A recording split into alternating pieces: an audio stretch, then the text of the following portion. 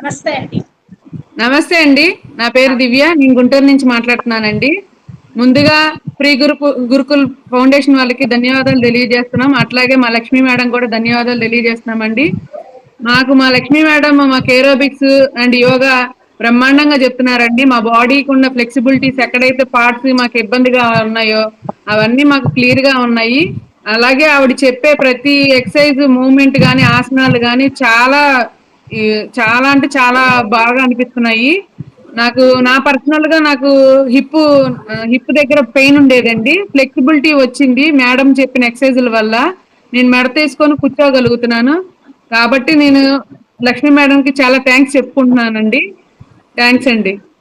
Madam Lakshmi madam అనేది మా family member అయిపోయారు. మాకు ఇంత ఇన్స్పిరేషన్ ఇచ్చినటువంటి లక్ష్మీ మ్యామ్ కి ధన్యవాదాలండి.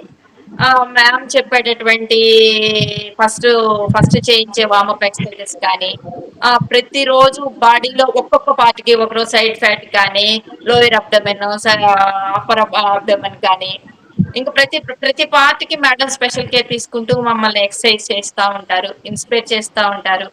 బ్రీతింగ్ ఎక్సర్సైజెస్ కానీ అన్నిట్లో ప్రతి విషయంలో మేడం చాలా చాలా పాజిటివ్ గా మమ్మల్ని ఇన్స్పైర్ చేస్తూ ఉంటారండి. Thank you so much ma'am. అండి నేను సత్తెనపల్లి పల్నాడు జిల్లా అండి.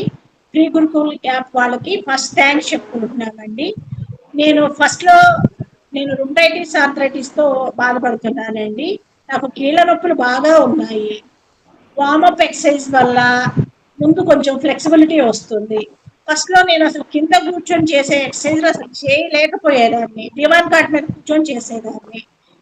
మేడం వార్మప్ ఎక్సర్సైజ్ చేయించిన తర్వాత కింద కూర్చొని చేసే ఎక్సర్సైజెస్ ఫ్రీగా చేయగలుగుతున్నాను.